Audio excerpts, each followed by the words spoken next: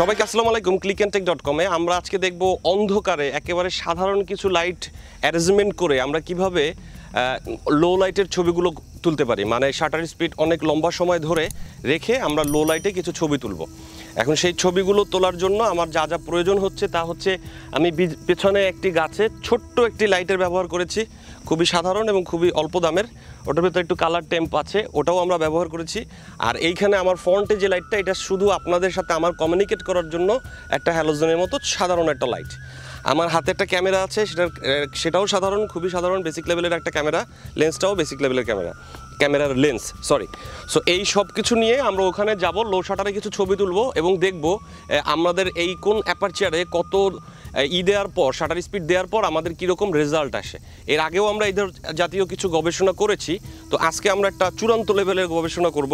আর এখানে light arrangement অত ভালো না, আসলে এর চেয়ে ভালো হওয়াও সম্ভব না, এটা যথেষ্ট ক্রিটিক্যাল কাজ। তবে যদি প্র্যাকটিস করতে পারেন তাহলে হয়তো বা 2, 4, 10 দিন প্র্যাকটিস করার পর আপনার ডিএসএলআরে লাইট নিয়ে আর কোনো ধরনের সমস্যা কখনোই হবে না। তো আমার সাথে আমার এক ভাই আছেন, ওনার নাম হচ্ছে রনি, উনি আমাকে সহযোগিতা করবেন, ওনাকে আমরা মডেল হিসেবে এখানে কাজে লাগাচ্ছি। তো চলুন আমরা দেখি সামনে যে কিভাবে আমরা এখানে লো লাইটে টুকটাক ফটোগ্রাফি করতে পারি। চলো ভাই। তুমি হচ্ছে যে এই জায়গাটায় এই মাঝখানে, মানে লাইটটা মাঝখানে থাকুক, তুমি এই জায়গাটায় বসে জাস্ট আমার দিকে তাকায় থাকবা।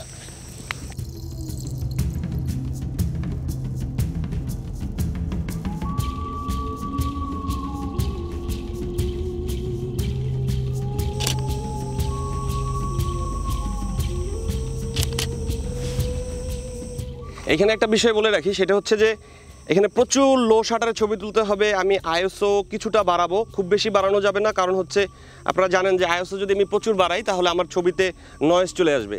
সো আমাদের লো লাইটে কাজ করার জন্য শাটার স্পিড তো একটা ট্রাইপডের যা প্রয়োজন ছিল। সো আমরা ট্রাইপডটা ছাড়া আমি কি রেজাল্ট আসে সেই জিনিসটা আগে দেখি, পরে আমরা আরেকটা টিউটোরিয়ালে দেখব ট্রাইপড সহ রেজাল্টটা কি আসে।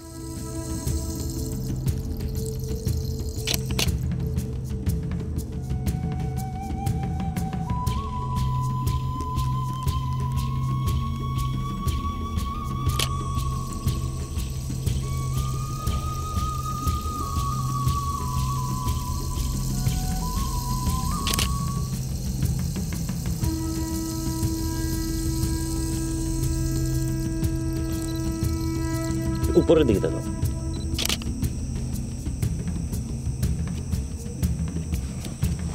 বসো, তুমি বসো, আমি একটু দূর দিয়ে নেই, তুমি একটু বসো বা দাঁড়াই থাকো, হ্যাঁ দাঁড়াই থাকো। ওকে,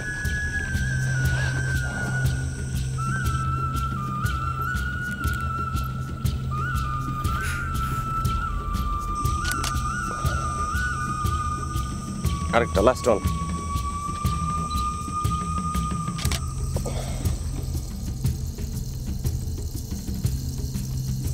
তো এত পরিশ্রমে যে লোকটা এই মশার ভিতরে দাঁড়িয়ে আছে, সবার আগে ছবিটা আসলে তারই দেখা উচিত। সুন্দর, আসো। তো এই হচ্ছে আমাদের মানে লো লাইটে কাজ করার সর্বোচ্চ অবস্থান, মানে এর চেয়ে বেশি লো লাইটে কাজ করা আসলে সম্ভব না, ওটা কোনোভাবেই না। আর ট্রাইপডের মাধ্যমে আমরা এখন আরও কিছু বিষয় নিয়ে কাজ করব, সেটার জন্য আমাদের সাথে একটু থাকতে হবে। তো আপনাদের সবাইকে অসংখ্য ধন্যবাদ আমাদের সাথে থাকার জন্য। লো লাইটে কাজ করার জন্য আপনাদের এই সাধারণ কিটগুলো ইউজ করতে হবে এবং প্রচুর প্র্যাকটিস করতে হবে। এবং সেই সাথে আমার যেটা বলার সবচেয়ে বেশি জরুরি, আপনারা প্রত্যেকটা ছবির পয়েন্টগুলো দেখবেন, মানে আমি কত আইএসও ইউজ করেছি, আমি শাটার স্পিড কি ইউজ করেছি, আমি অ্যাপারচার কত রেখেছি, এই পয়েন্টগুলো দেখবেন এবং সেভাবে প্র্যাকটিস করবেন। তো আপনাদের সবাইকে অসংখ্য ধন্যবাদ clickntech.com-এর সাথে থাকার জন্য। আমাদের কমেন্ট করবেন, লাইক করবেন, শেয়ার করবেন।